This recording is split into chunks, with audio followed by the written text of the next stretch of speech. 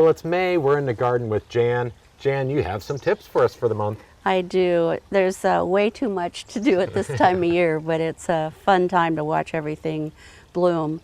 One of the things that it's time to plant tomatoes, and to make sure that you put a little calcium in with the tomato.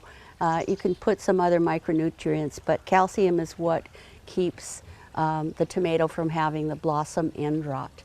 And it's just that it needs calcium, so if it doesn't get it in the soil, it's going to pull it out of the base, the blossom end of the tomato. And that's where you get those black tips on the end of the tomato. And then there's other things. Some environmental issues can set it up for that too. But it's calcium that you want to make sure that you have. The next thing is spiders. There's lots of tiny little spiders right now that are hatching. And it doesn't mean your whole place is going to be taken over. For the most part, most of those little spiders are eaten by birds and other insect eating. But you know, some of them will make it. All you do is like get them away, get them away, or just if you see a whole nest, just put them outside. And for people that don't like spiders, are they good for the garden? Absolutely, absolutely. They are going to eat aphids and things that we don't want either. So, and birds, it's sort of a chain, the birds and the aphids and the spiders. So the other thing that comes up this time of year are wasp nests, bees nests. Right now, bees are critical for pollination for all sorts of reasons. I'm not seeing very many pollinators this year, at least in my garden, but it's been kind of cool at night. So protect the pollinators. And then there's paper wasp nests, mud wasps. For the most part, they're not aggressive, but if they're in a place where you're going in and out of a doorway or it's a concern, then you may need to do something about it. But otherwise, if it's somewhere else, let them go, because they're going to be beneficial too. Right. So these pests are good for the garden. Absolutely. A lot of people get afraid of them and they try to get rid of them all the time. Right. No, you don't want a clean garden that doesn't have any critters in it, because then you're going to have all sorts of issues with your other plants. Critters. Right. Yeah, right, exactly. Also, with the warmer days and cooler nights, and then it changes and gets hot again, and powdery mildew will be an issue on some plants. Hopefully the environment changes enough that it gets hot enough and stays hot enough that it's not an issue, but with the moisture and humidity and heat, that's where powdery mildew. Is there anything we can do to control that, or there are some products, depending on what it is that you have powdery mildew on, whether it's a rose or an ornamental. But there are some products. But make sure that you know what it's. Read the label. Make sure you know what it's for and how to use it. Yep. Okay. Another one is here I've got a fuchsia pot right here, and I'm going to bring it over. This wintered over in the greenhouse, and I actually got to it in time this year to fertilize it and then keep pinching it back to make it more and more full.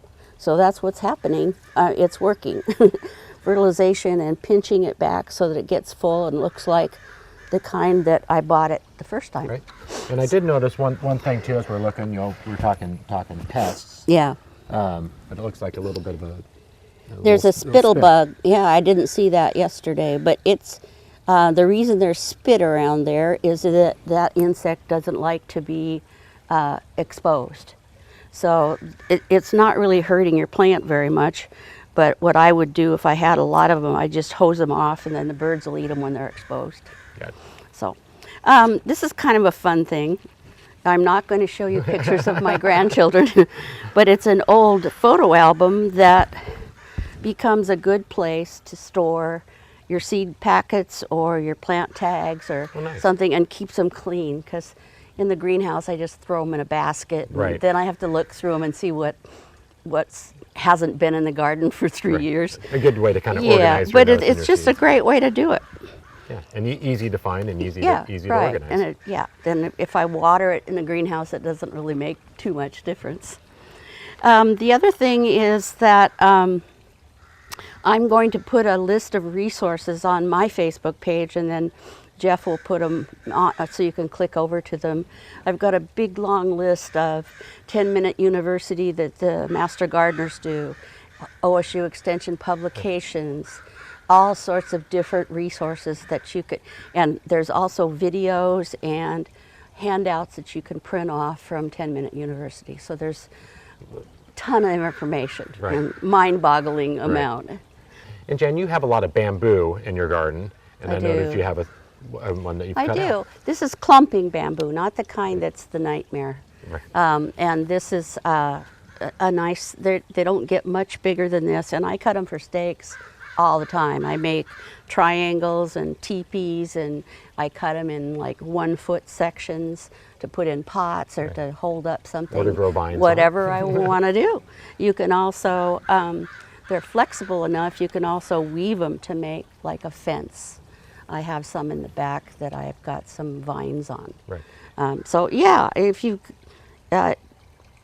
somebody called me the MacGyver of gardening the other day. So there's all sorts of things you can use and fix and build Right. yourself, which is more Right. satisfying That could be than just growing right in your garden. absolutely, absolutely. Well, Jan, there's so much to do in our garden. You know, this month it's just coming alive and it's bursting. So make sure you go to gardentime.tv. We'll click you over to Jan's page for all the tips, or for more tips on the Garden Time website. So Jan's always a pleasure to be in the garden, and we're All looking right. to be out and enjoying it. You know, in the summer. Absolutely.